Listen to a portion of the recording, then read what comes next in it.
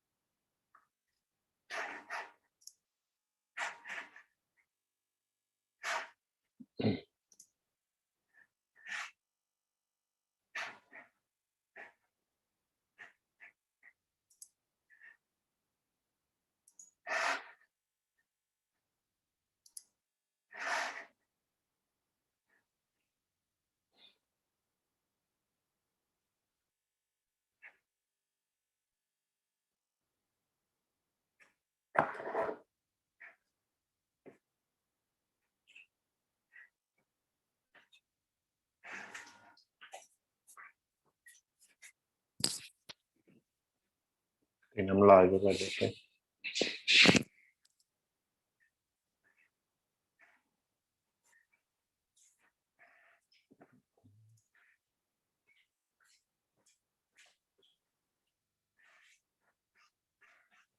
Good morning, Archie.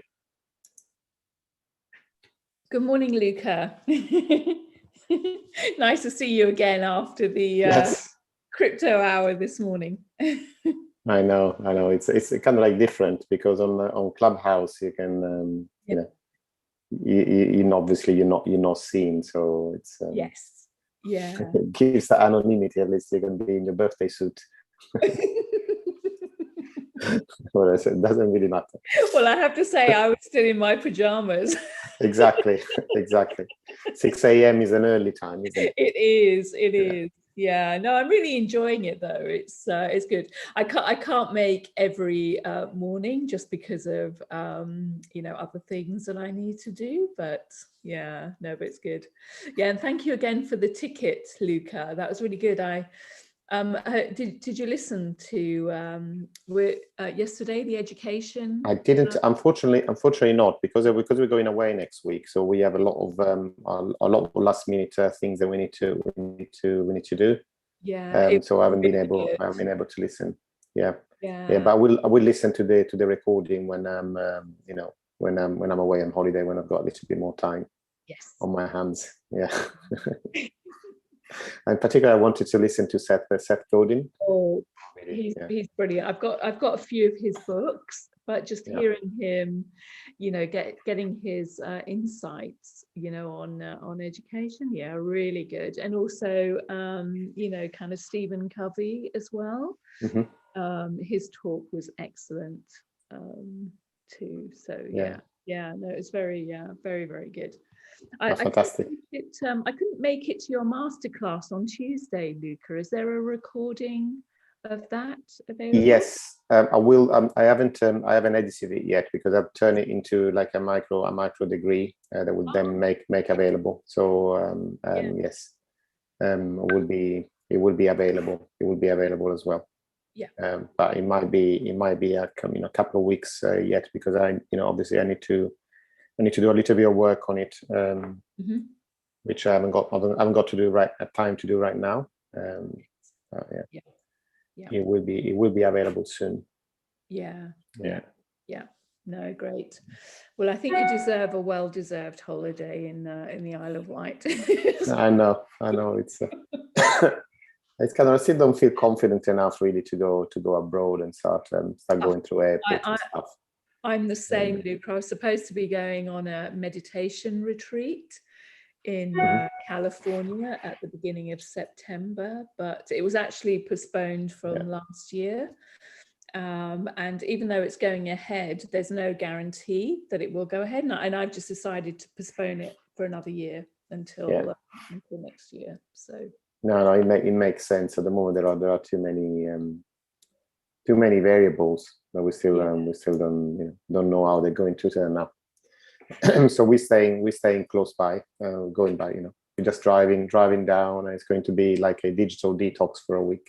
Yes, yeah, I'm doing a similar thing at the beginning of August. I'm off to stay with a friend of mine in Somerset. Lovely. And which I'm really looking forward to, just having a week away of doing, doing nothing, just going out for walks and, just taking it easy. Fantastic.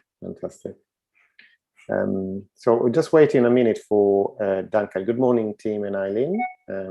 And nice to see you again live. And for once, it's not early in the morning for you. Or at least it's the afternoon there in Perth, isn't it?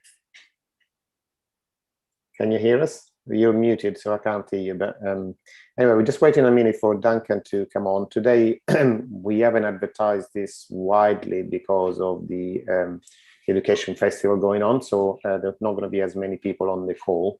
But it is live in the circle as well.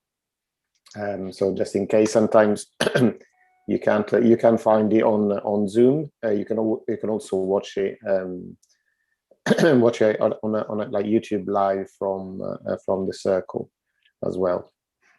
Let me just do a. Sorry, I just set the sharing options ready. Okay. Yeah, we're here now. Fantastic. Well done. Good morning. Were you on Clubhouse this morning? Yeah, we were. Yes, okay. Yeah, great. Yeah. Nice to meet you. The boss was there as well. It's a really nice room in Clubhouse. So we're now just running it a little bit more as a community room as well. So I am on there as much as I can, but there are other people there running it as well when I'm not there.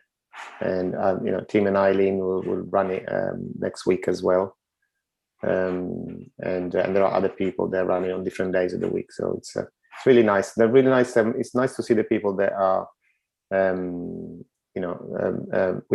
are attracted to the room because of the kind of conversations that we have, which is really interesting space, and we are giving as much as we're learning from the people that turn up. So it's really nice to when you commit to a certain action, then you see the results come. So it's a good space. Okay, let me just let me go. Let's start anyway, and then when Duncan, I know Duncan was in a meeting. Somebody else is coming. Okay, let me admit them. I was just like a little bit wary of starting sharing straight away, because when I am doing both at the same time, I find it a little bit difficult to see people coming into the room. But maybe if I minimize my screen, so I've got two screens. That will work a little bit better. Okay, just give me a second, and then we'll start sharing and going into the weekly news. And no Duncan. It should be coming. I just sent him a message. I said he's finishing a meeting that he has. With Genius U. They're very busy at the moment, as you can imagine, with the festival going on. So as soon as he's finished that, which was supposed to finish on the hour, he will be on. Okay, so let me share my screen and go into. Jonathan is here as well. Good morning, Dana, and good morning, Jonathan. So we're just about to go into the news. So welcome, thank you for making the time to come onto the call. And Jonathan, I just wanted to ask actually before we start, how about your how about your stake pool? Has it been launched yet or not? Your other stake pool? We are very close. We're just preparing our final set of keys for the mainnet, and then hopefully within the next week or two we'll be launching. So getting close now. Fantastic. Let me know. It's one of this. Actually, there's an interesting project that we talk about a little bit later. Different concept that is being used on Cardano to launch a project, which is the initial stake pool offering. Very controversial. Very exciting. Might have heard about it. Belt pools. Yeah. So this Duncan that's just joined us. Good morning, Duncan. And I was just about to go into the sharing my screen, so it's kind of the right time, so I can make you. Are you okay if I make you host for the? Yes, absolutely. Apologies, everybody. That's okay. Don't worry. We're just talking about you. You must have had your ears must have been ringing. You said that you're very busy at the moment with with the festival going on. So I warned everybody that you could be a little bit late. I promise I haven't been checking my cryptos. Well, you'd be excused if you had. Okay, let me share my screen then, so go straight into it. Browser.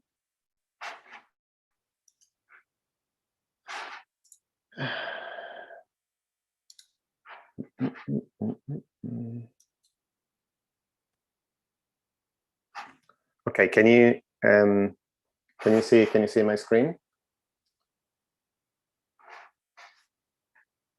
Yeah. Yes. Sorry, can you all see my screen? Yeah. Yes. Okay. So there's quite. I mean, it's nothing major in the news, but there are lots of bits of information that I wanted to to cover with you. And let's just start with something very small, like people that are talking about it, so it's becoming more aware in the news. This is Steve Wozniak, which is the Apple co-founder, just talking about called Bitcoin a miracle, say it's better than gold. Now, obviously, just his opinion, and like many other people, but when kind of a celebrity, somebody that especially is such a big name in the tech world, comes out and and share his opinion in this way, then we have to take notice a little bit, because what he says normally is has got some weight, and he's also started his own cryptocurrency company called F-Force in December of last year. So you're not saying anything about Apple, and what Apple will do with cryptocurrency is still a closely held secret. But the fact that the founder is talking about it is something that we notice, and kind of like we file away. Another bit of information, let's go into Bank of America. Bank of America is reportedly establishes a crypto research team.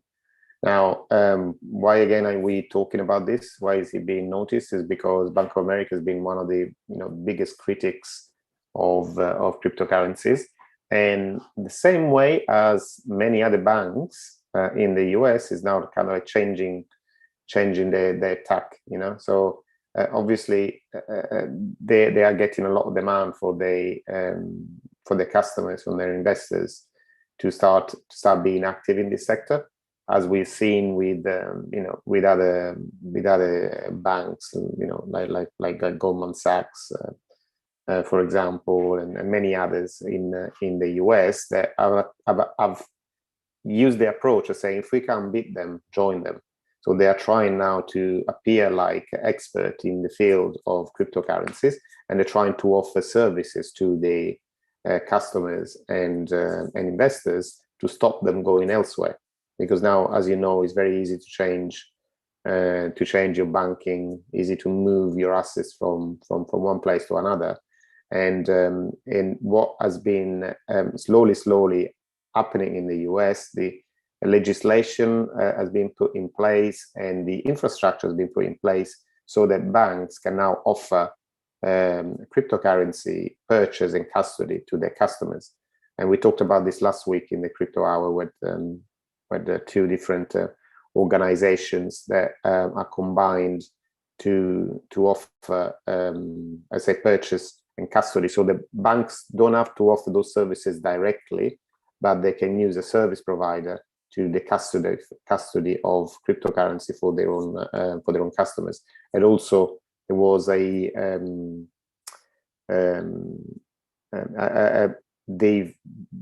partnered with another organization that deals with the point of sale systems, so that cryptocurrency could be used directly at the point of sales in hundreds of thousands of outlets in the US. So this is one, the reason why I wanted to show you this is because of the two different attitudes that we are seeing in the market in terms of both certain institutions and certain countries.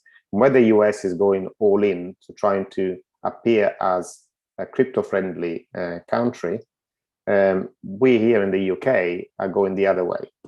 Okay, so we have seen financial institutions that are going pretty much to an all-out war against crypto, and they're using any excuse they can find. The latest one has been kind of the FCA announcement, which is dubious in itself, but we're saying that Binance is not regulated in the UK. It's not. It doesn't have any license to carry on regulated activity in the UK. But what they, and following that, we've had both Barclays and Santander, they have stopped their customers from transferring money to Binance, okay, which is a leading cryptocurrency exchange, for those of you that don't already know it. Now, HSBC had already gone to war against crypto months ago, stopping any of their customers to transfer money to the cryptocurrency exchanges and to invest in any company that's got anything to do with cryptocurrency, including companies like MicroStrategy and Riot Blockchains. They are, they are quoted on the stock exchange in the US, and then pretty much telling their customers, of the trading arm, that they cannot buy those shares, which is very troubling already. But especially when they are citing, like Santander and Barclays are citing the FCA advice as the reason for them telling you what to do with your money, because this is what this is about, is them trying to stop you from taking money out of their accounts and transferring it onto a company like Binance. The reason why this is troubling is because the announcement from the FCA was just talking about regulated activity, and we've got to understand what that is. The regulated activity doesn't affect the Binance or any other cryptocurrency exchange main business, which is the buying and selling of cryptocurrencies, which is not regulated.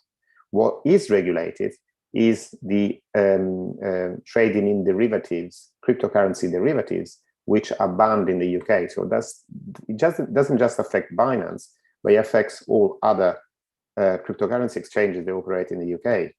So they cannot promote and let their customers buy and sell derivatives. Okay, so it's a completely different thing. So Binance carries on with their business in the UK, and it's kind of this information that is propagated through big companies like Barclays and Santander, which is troubling, because if you have an account with them, I mean, I've got accounts with all three of them, by the way, with HSBC, with Barclays, and with Santander. And I resent very much them telling me what I can or cannot do with my money. Now, I understand that they want to warn their customers, and this is perfectly okay. So if they want to put a barrier to saying so that you have to answer some question, answering that you know exactly what you're doing and the reason why you're transferring that money is one thing. But stopping you from doing things from your bank account is another.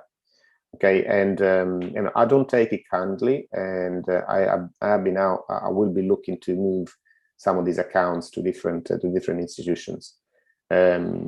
But you take it, you do your own due diligence, and you take the decisions that you want to take. One thing to understand is that is in a fractional reserve banking system like we have here in the UK and most of the places around the world. The deposits that you make in a savings account in a bank or in your current account in a bank directly affect the profitability of the bank, because they can then, the amount of money they can borrow is a function of the deposits that they have. Okay, so the more deposit they have, the more money they can lend to other people, so the more money they can make. When you take money out of the banking system, it means that they can lend less money out, and as a result, at the end of the year, they will make less profits. So it is they are basically fighting because they are losing market share, they're losing a way of making money at the end of the day. So this is what's at the when you look behind the news, this is what's behind it in the UK, and this is the kind of the two different attitudes. So one from certain countries like the US, they are trying to make it easier for people to interact with cryptocurrencies, and then other places they are trying to make it difficult. So you make your own choice about which camp do you you want to play with, but I have made my decision a little while ago. Okay, let's have a look at another piece of news. Crypto.com. Crypto.com is now the first global crypto platform to obtain an EMI license from Malta. EMI license is a let's have a look. So basically, with EMI license means that they can the exchange can now issue cards and offer direct bank transfer to customers in Malta. So it is a step towards becoming a kind of like offering banking services, and this is what we are seeing now as a part of what we were just talking about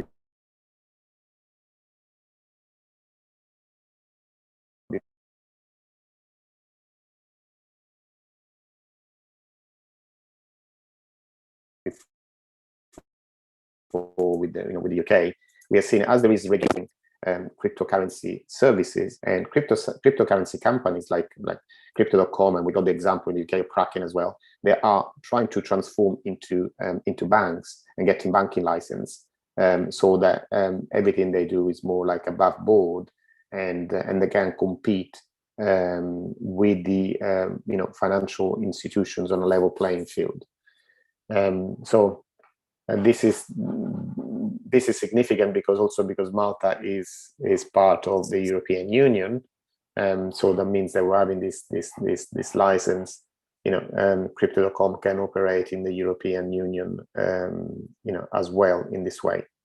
And as we're seeing that as something becomes a problem for some, like what the Santander and Barclays are doing in the UK, becomes an opportunity for others. And this is another bit of news, which is Visa. Visa is where they're trying to get in and solve this problem, because Visa is already made over 1 billion of transactions possible in buying goods and services with cryptocurrencies, and possibly they wanting to now offer the same interface, so that they are trying to be the company that you spend your cryptocurrencies through. Okay, be the filter between your cryptos and the retailers, the same way that they've been the filter between you spending, using your credit and buying goods. So obviously they are still trying to be.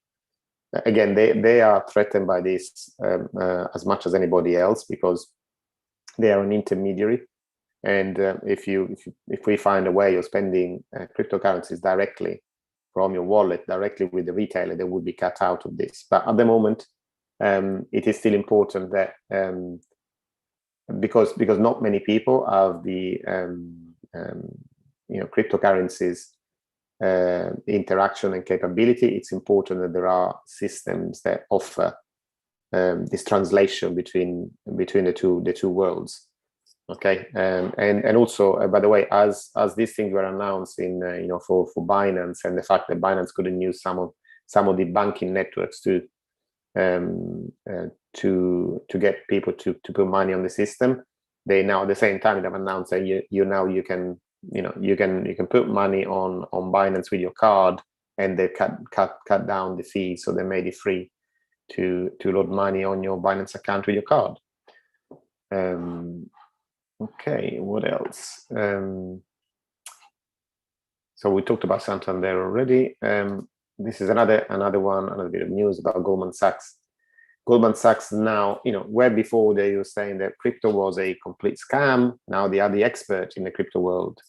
And this is just to show you more than for what they are saying, is for what they are trying to do, and trying to appear as the trusted voice that will gives you information about crypto, so that the company to go to,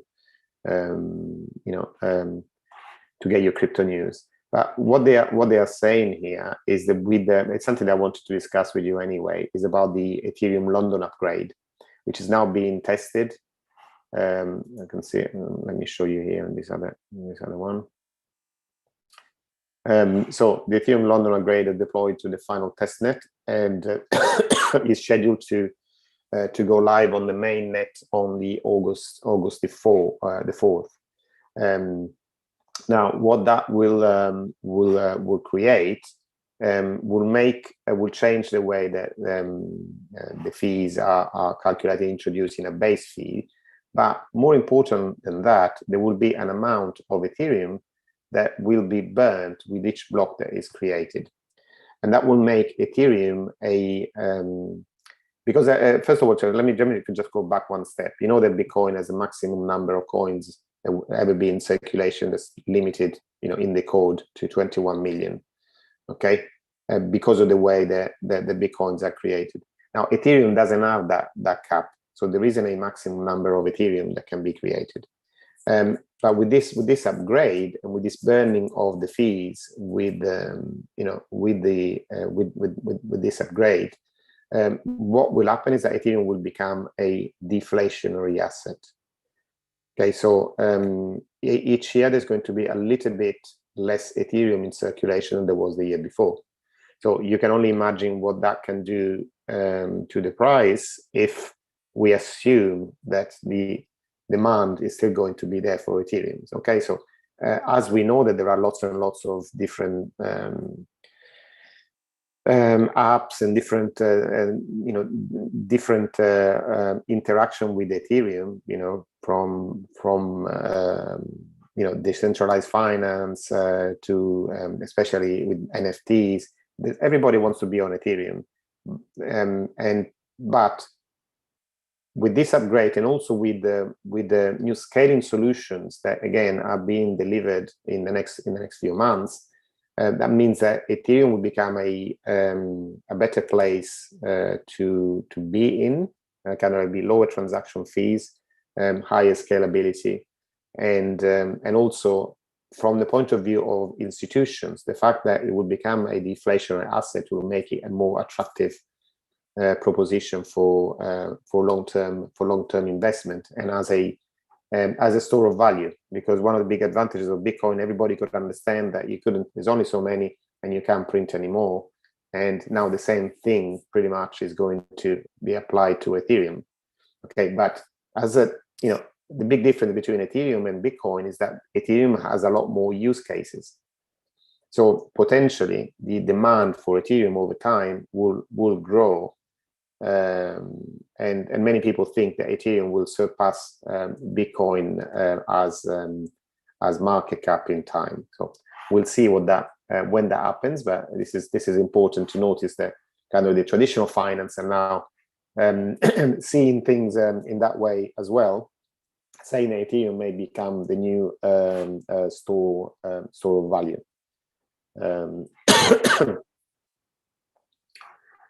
So, excuse me.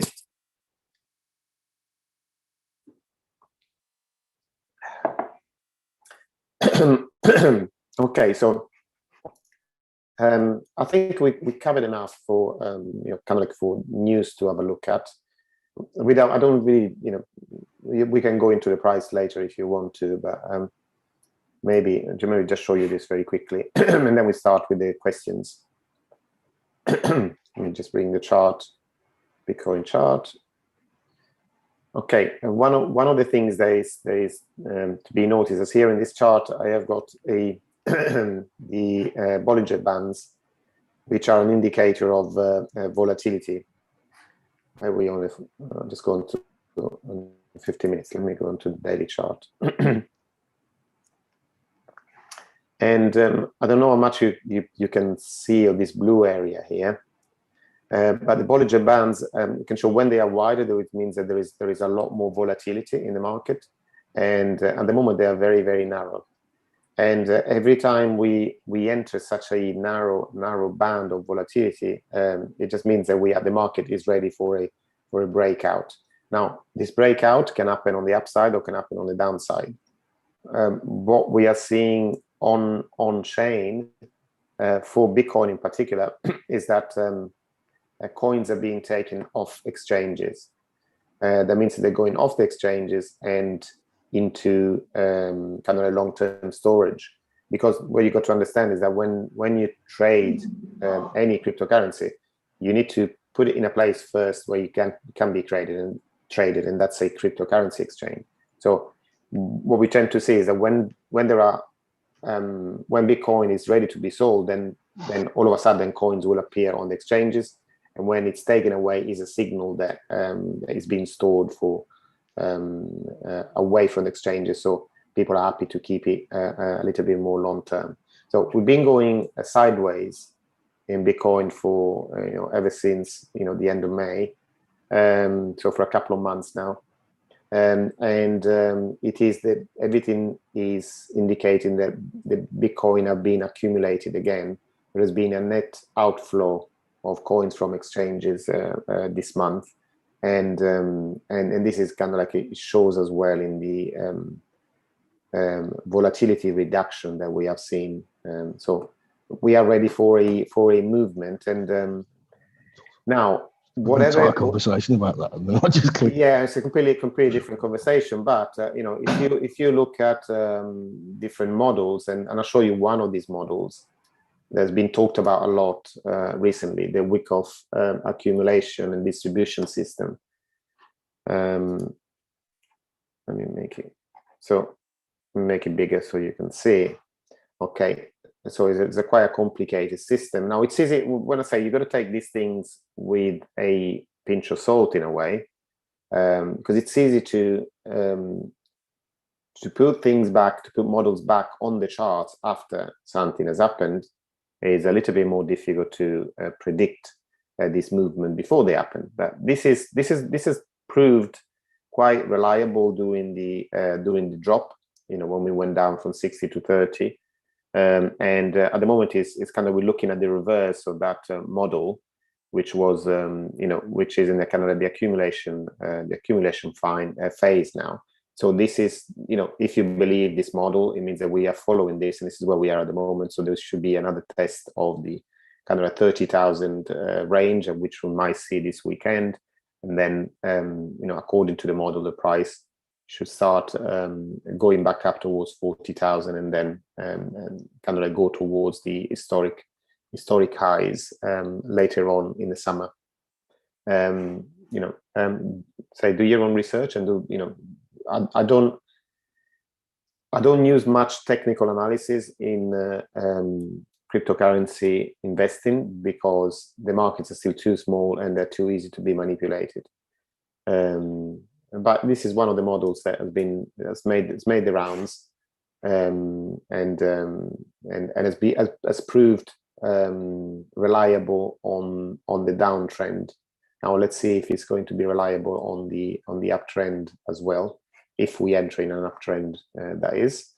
And just have a look at it. Just Google the Wyckoff accumulation system. There are videos, there are charts, there is everything that you can want to look at to get to learn it a little bit more in depth. So let me stop now this sharing, and let's start talking. Let's start talking between us and take some questions. Well, I'd like to mention that the person I'd like to call Jajay, I know. Jonathan has made an interesting point, and being a cynic, it makes me think these big banks aren't as smart as they think they are they? Apparently, Jonathan's not able to top up his crypto.com account with his HSBC cards anymore. However, he's noticed that he can still do it with his HSBC business card. What's all that about? Yeah. No, this is what I said. HSBC was the first bank that came out against crypto. This is I'm with you, Jonathan. I feel very frustrated by the way that the banks are approaching this, and it's really annoying. So it is. Might have to deal with some of the new banks, like the Revolut and Starling and so on. It's frustrating, but that's what I'm doing at the moment. I'm sort of using. Oh, am I still muted? No, you're not. No, you're not. Okay, I'm using Revolut as a sort of intermediary, so they become the filter between the real banking system, the traditional banking system, and the crypto world. But yeah, I'm in the same place as you. I've got a Santander, a Barclays, and an HSBC account. So, why stay with them? Why bother anymore? No, don't. I personally went neobanks quite some time ago when I started traveling around the world working for Roger. And I was initially driven by trying to get, good exchange rates and cheap rates for drawing cash out of ATMs. But I'm really glad I went that way now. And I've got accounts with Monese, Monzo, Tide, and Starling. And I've never had a problem with any of them. And, like traditionally, we think that the bank's customer service and stuff are really, really bad. All of these guys seem to be really on it because it's like that's the bit they specialize in, isn't it? The customer facing side and the service side. Everything else is, they don't have branches, it's all digital. And I've been really, really impressed. So I know we're not here for my advice, but my advice would be to anybody, as this is all starting to happen, get over to one of those neobanks because they're brilliant. Yeah, they're much hungrier for your service and behave better towards you, don't they? It seems. Yeah, they do. And also, I mean, I know they obviously still have their know your customer requirements and anti-money laundering and all the rest of it, but they just seem to be generally less, how can I put it, up themselves than the major banks. Because in my experience, and of course, been dealing with them for decades, I always found that the big banks operate from the basis that they're doing you a favor. And I've had businesses that have put big turnovers through business accounts. And then when you go to ask them for real favors or for some real service, they treat you just the same as a customer paying his wages in monthly. That's always been my experience. And it is because of that kind of impression they have of themselves that they're the overlords of money and it's up to them what you get to do with it, as Luca was saying. I just don't get that vibe from the neobanks. Dana says she rates Binance coin as a deflationary asset. I know that Binance burns a percentage of BNB every month. I'm not quite sure what the maximum supply of BNB is, because it depends on when you say when there is like currency burning. It kind of like you have to balance it against the production of new coins. So I'm not quite sure how it works with Binance. I joined in Investment Mastery, and they said BNB burns, and so this is new concepts to me. So I was just wondering, when you mentioned Ethereum burning, is it like I guess how Investment Mastery noted that BNB burns? So it's just making less coin. Yeah, it's but you see, it depends on there are two ways, because in one way new coins are being created, on another side the coins are being burnt. So it's the ratio of burning to creation of new coins that it's the issue. Okay, so that's why we are at the moment we with Ethereum is still to be proven. Once the upgrade is launched, and we see then how it works and exactly how many coins will be burned and what the effect will be on the total supply. Okay, that makes a lot more sense to me, because I couldn't understand why would you keep burning your BNB, making less coins. And I think what I'm hearing from what you just said with Ethereum is they're burning and they're also adding more on the new network. The same for BNB as well. Okay, that makes great sense. Thank you. And if I could just divert back to what Duncan was just saying, I think I didn't hear clearly. Did you refer to monobanks? Did you say this other class of neobanks? I said. I don't know if that's an official delineation, but it's something that I've heard around, and that's what I've been calling them. Because I'm in a very precarious situation, as I've lived in the United States for a long time, and I'm a citizen there, and I've been a slug to paying taxes there. I'm back in South Africa, where I was born and raised, and still have my passport, but I live under the radar here in South Africa.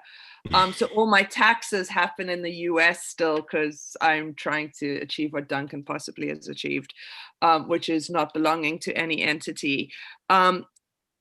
Where would you say a neo entity would be good for a US citizen? You know, I would really like, you know, I have Kraken account and I have Binance account and, you know, a few different exchanges, but I'd love to be in a place where I feel safe from banking, so that I can also do some other types of trades. That's a completely different kind of question. I mean, Duncan, have you got an answer to that? Because in the sense that this is kind of like, where should I position myself?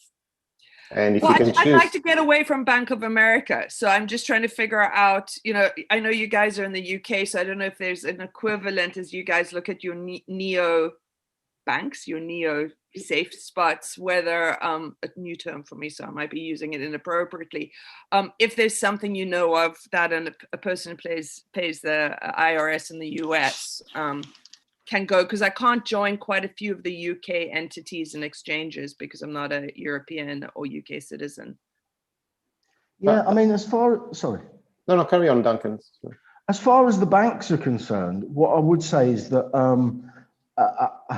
I think, for example, the UK-based ones, such as Starling and Monzo, do require you to say that you're a UK resident.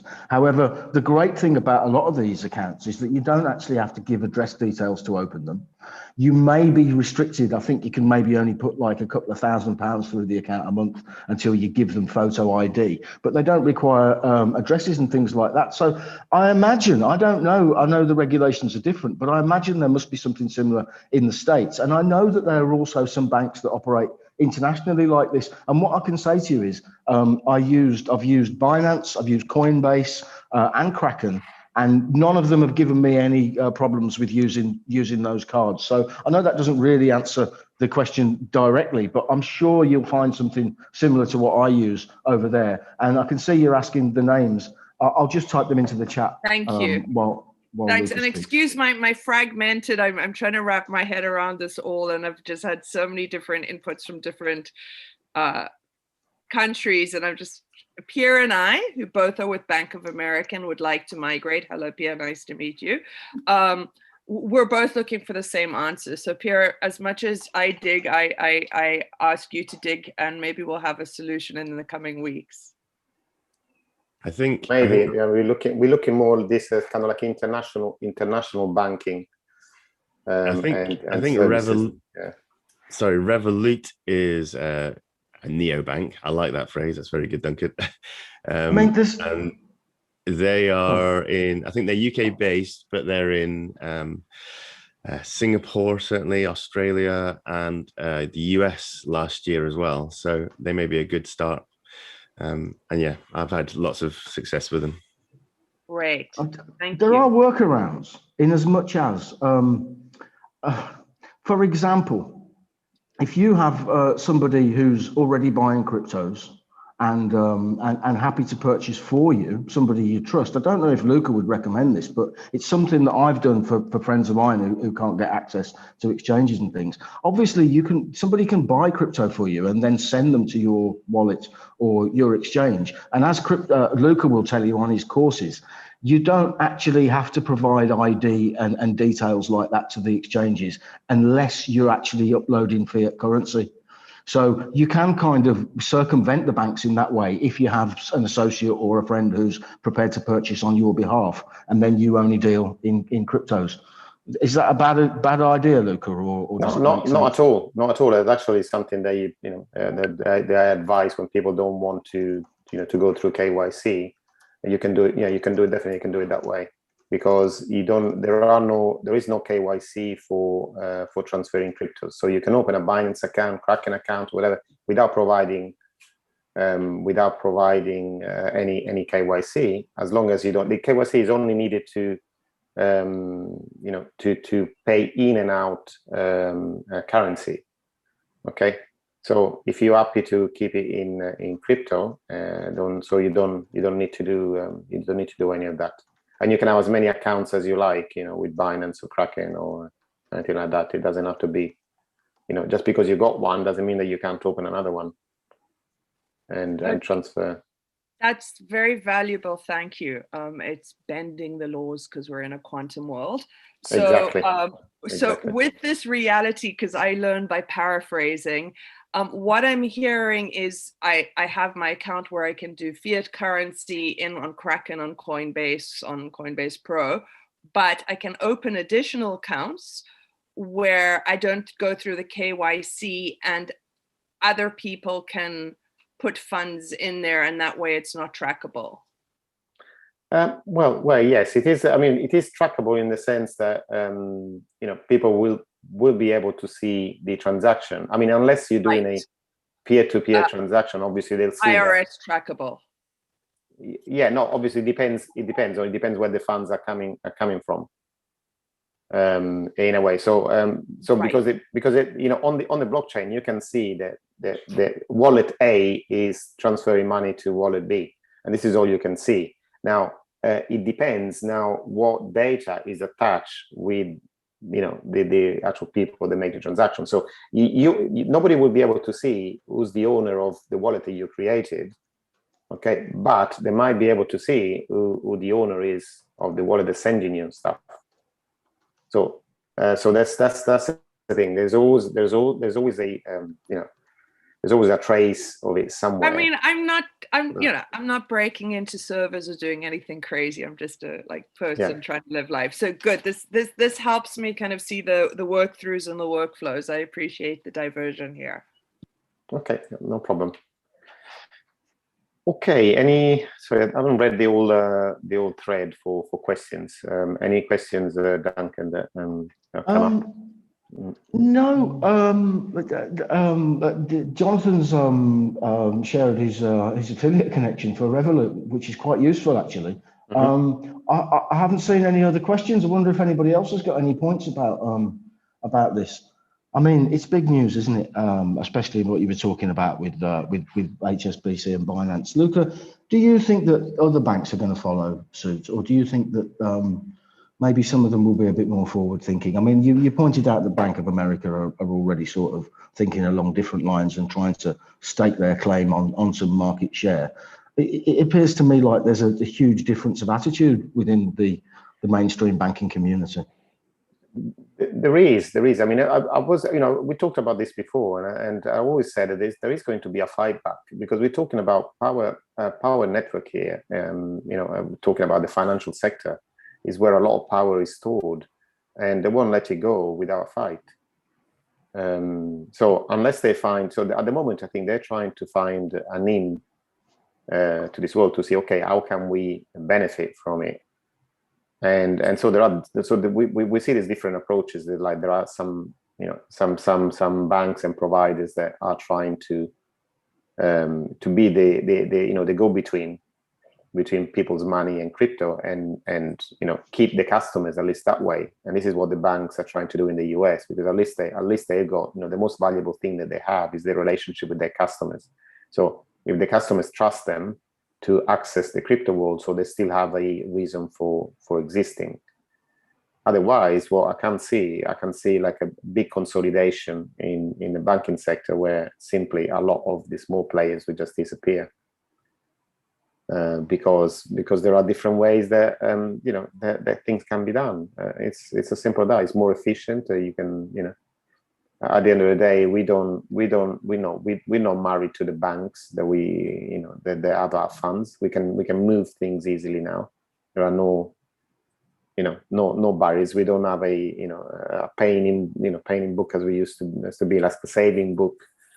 We can do everything electronically now, so it's not a problem to move things around. And if HSBC and Barclays do something, unless it's a whole industry action, there's always going to be somebody else to see it as an opportunity, because that means that they got millions of customers that are now not being allowed to do something that they want to do.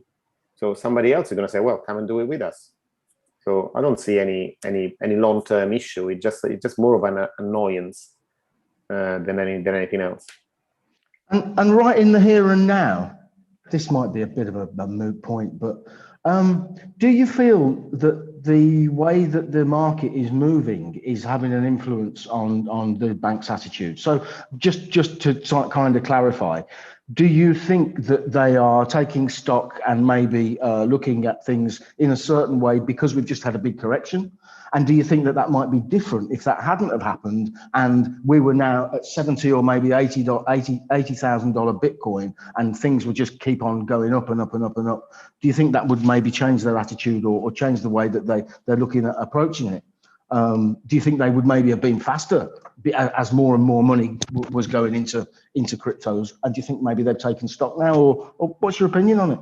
No, I can see. I personally see. I see that they looking at the long term trends more than that, because they're seeing I mean, they got the data. The one thing that the banks have, they examine the data and they can see the flow of money from their accounts to these exchanges, and the number of accounts that are being created, and the kind of the growth of the old the old system, and especially when you look at the exponential growth of the decentralized finance sector, which is directly in competition with them. And I think this is what they're looking at, and they are worried. They are literally worried, because they're trying to find a way of slowing down the bleed. And this is how I'm seeing it. They think they can fight it with the kind of like old world systems, and this is what they're trying to apply. I think they're too late. They're too late for that. There's a good question from Jonathan.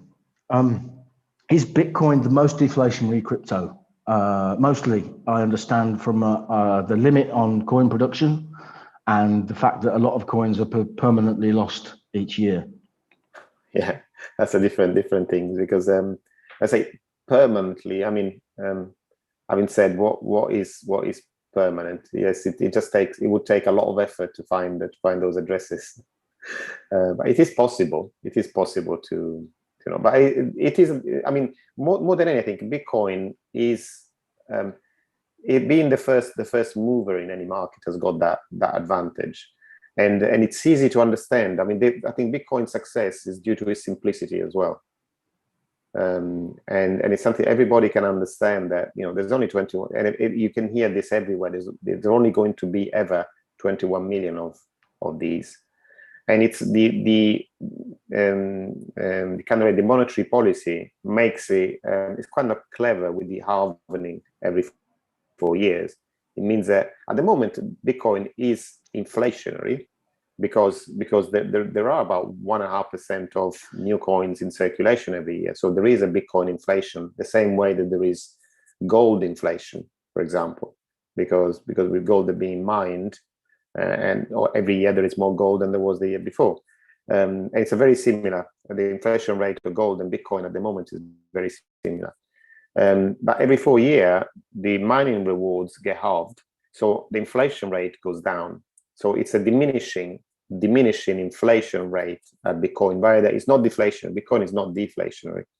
it's got a diminishing inflation.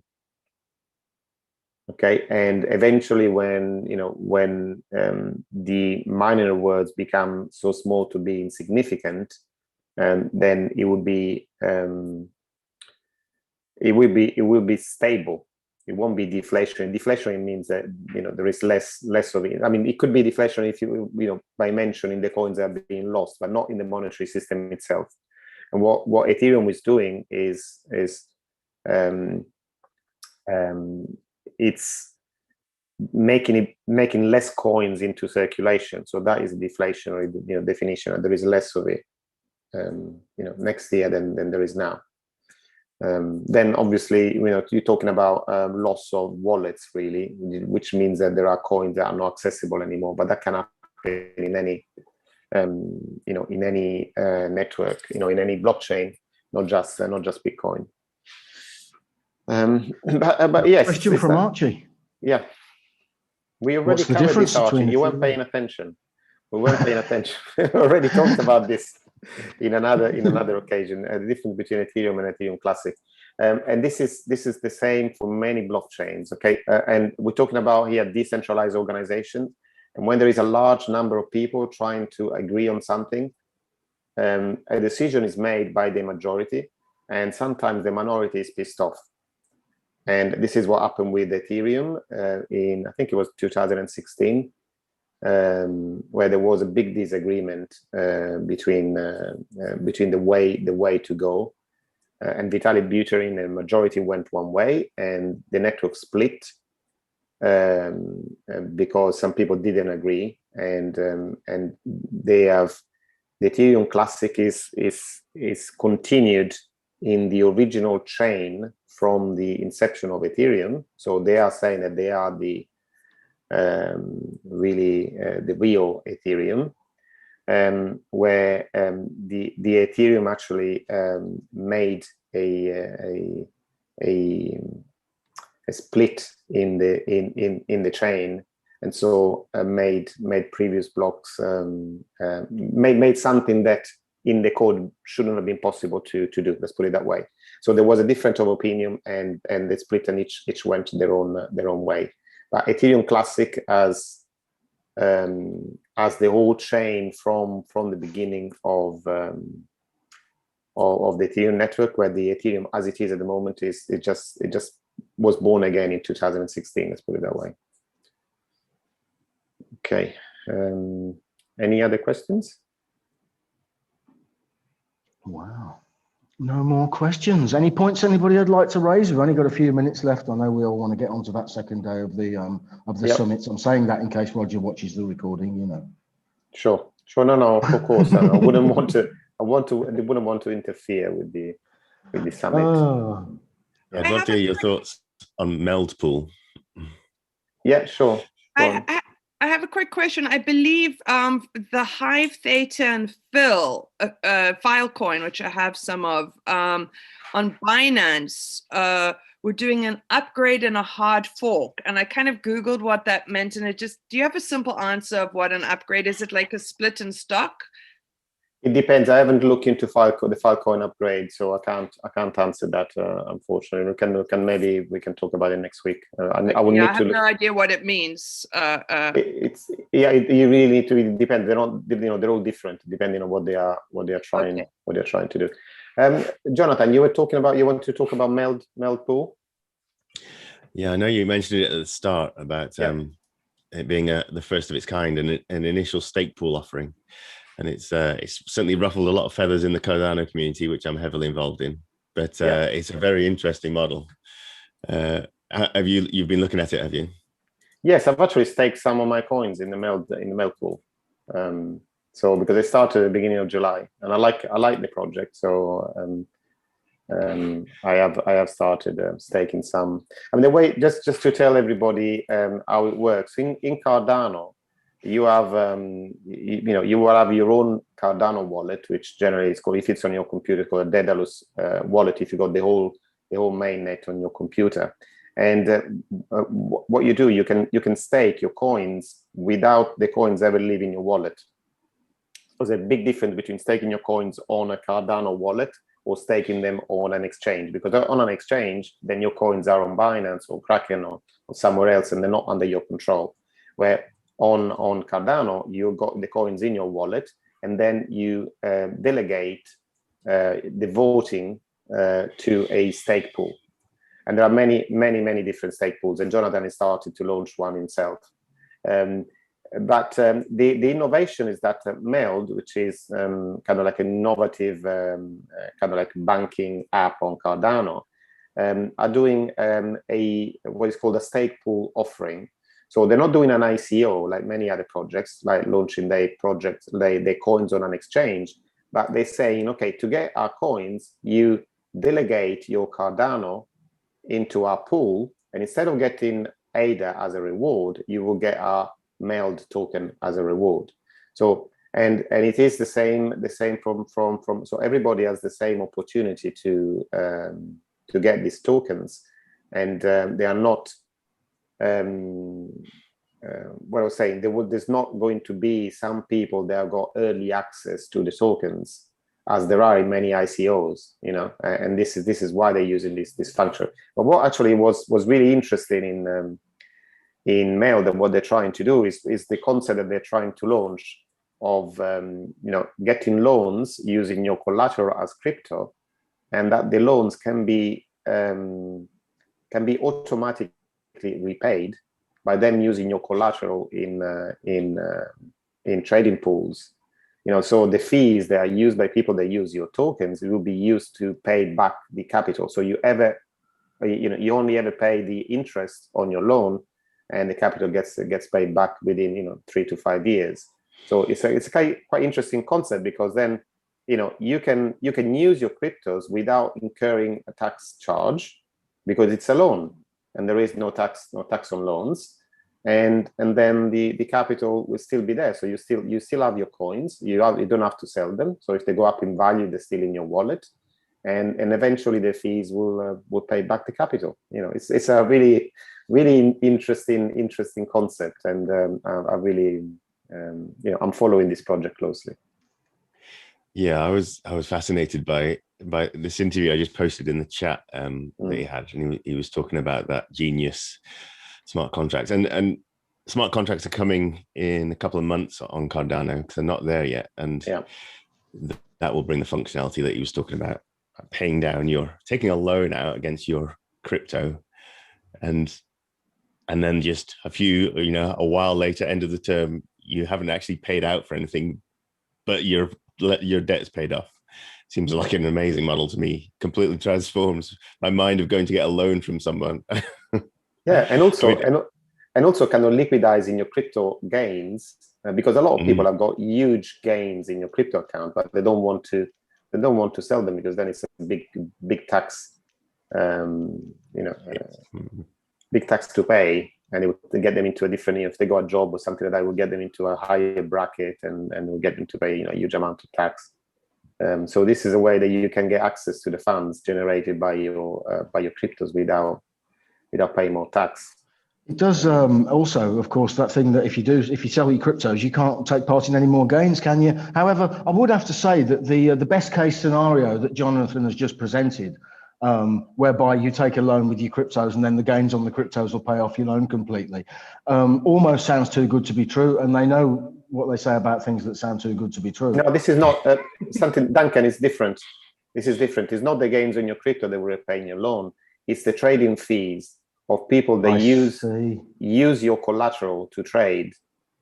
Pay fees, liquidity. You provide liquidity to the system, basically. They do it for you, because you have to give them this collateral for the loan, but this collateral is working in the background.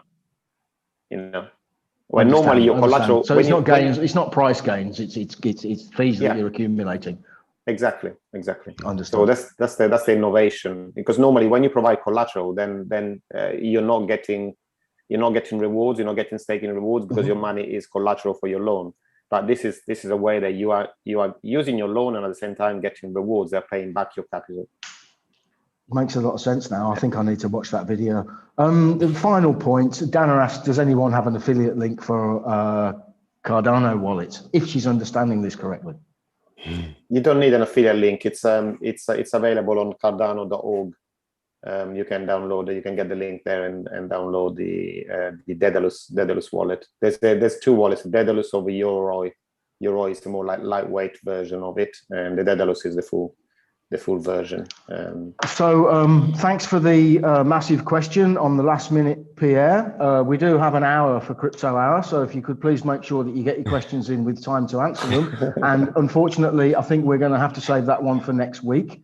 Okay. Are you all right with that, Pierre? Will you be here? Oh, well, not next week because Luca's on holiday, but the week after. So as long as you're not needing to spend your cryptos in the next 2 weeks, can we answer that in 2 weeks? He's going to say it's up to you anyway, but you know. Is that all right, guys? All right then.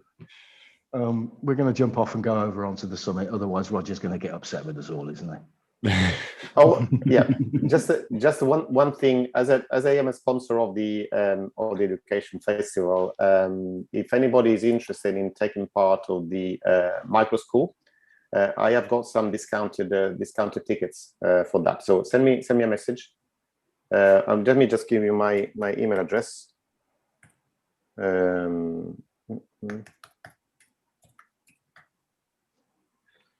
Okay, that's my email address. So send me a message if you want a ticket, and we can take it offline. Okay. And don't forget, you can always contact Luca in his community, which I know you've all joined now. That's what it's there for. Through the week, don't have to wait for Crypto Hour. Try not to bother him too much on holiday, of course. But there we go. I've got no connection anyway, so I won't be able to answer next week. Okay. Wonderful. Let's hope there's not a crash and we need advice. Don't worry, I can find a hotspot if there is. All right, guys. Lovely to see you all again. Thanks so much, Luca, as ever. And see you in a fortnight. Thank you. See you. See you soon. Thanks, Bye, guys. Luca. Thanks. Bye. Bye. Bye, everyone.